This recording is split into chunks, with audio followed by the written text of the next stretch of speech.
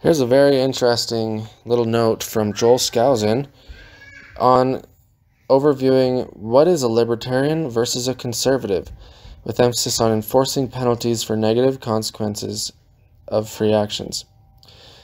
The following is shared with permission in September of 2021. It's a note from Joel in response to my inquiry about where he is libertarian and where conservative in his politics.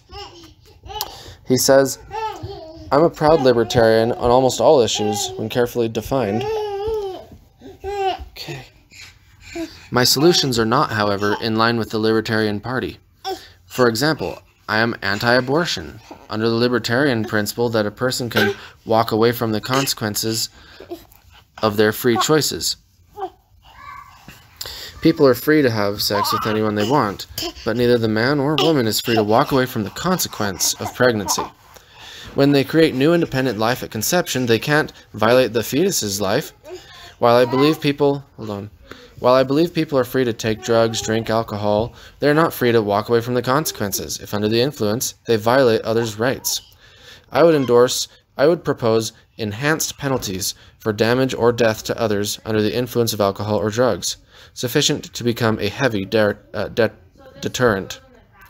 In my view, people are free to engage in homosexual behavior, but it would be a violation of others' rights of government, which has to represent everyone to recognize their cohabitation as a marriage.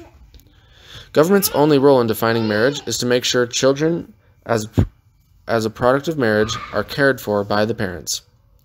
It should not be against any law to do pornography or be immoral, but the marriage contract should be enforceable by civil suit against both the partner who violates their marriage covenant and the person they do it with.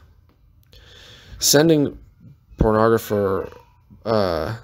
or making it available to a minor would be a violation of the parent-child relationship and would be subject to civil action. All these things take the government out of the business of enforcing biblical mandates, but makes all these sins accountable under contract violations. Lastly, you make libertarian law enforceable on others by a citizenship compact. Everyone has to qualify for citizenship when reaching 18 years of age. Everyone. Not a citizen by birth to non-citizens, and children live under the citizenship of their parents until 18, or they rebel against the parents and are stripped. So children live, you don't just get born, if you just come here to have a baby, become a citizen. Children live under the citizenship of their parents until they're 18, or they rebel against the parents and are stripped of parental protection. Those who don't want to abide the Citizen Compact and be subject to these laws are expelled from the country. There would also be a resident category for those who have yet to qualify for citizenship.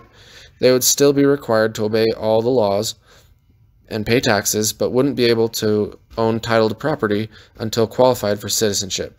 They'd have to rent things. I outline all this in my Law and Government section at joelskousen.com. Best from Joel.